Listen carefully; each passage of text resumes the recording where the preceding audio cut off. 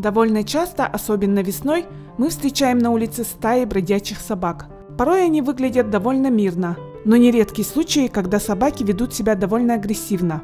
У каждого человека наверняка есть свои правила того, как нужно вести себя в отношении бродячих животных. Постараться найти какое-то убежище, типа магазин. Лучше защищаться на месте, там, показать что-нибудь так, чтобы они убежали или испугались сами. С собой баллончик надо какой-то иметь, газовый, или вот есть же отпугивающие баллончики. Нет, убегать нельзя. Защитай лицо, там такие уязвимые места, я думаю. Бродячие животные чаще всего собираются в стаи возле кормовой базы, свалки, частный сектор, где их подкармливают. Для собак это их территория, и каждый, кто окажется там, становится потенциальной жертвой. Если все же обойти территорию собак не представляется возможным, советы опытного кинолога. Если стая напала, то желательно встать возле забора какого-то, что-то, чтобы сзади вас было. Плюс, если есть у вас в руках та же сумка, то попытаться защититься ею. Только не кричать. Только не кричать. Я понимаю, что страшно и так далее. То есть попытайтесь сделать наоборот, морально подавить их, либо иди сюда, наоборот, позвать к себе, либо еще что-нибудь, либо поговорить как-то.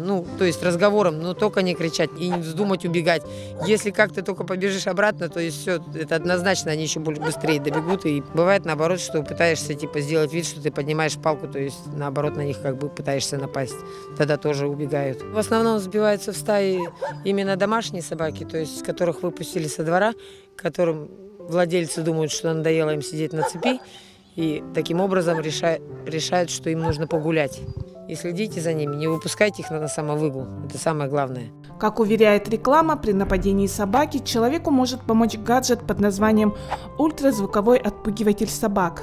Так ли эффективен данный аппарат, узнаем у эксперта. Ультразвуковой отпугиватель собак, он работает на батарейках, его можно носить с собой в карман, и во время инцидента, например, если собака нападет на вас, можно одним нажатием кнопки включить ультразвук и одновременно фонарик. Данный ультразвуковой аппарат не является стопроцентной защитой, но в большинстве случаев он помогает.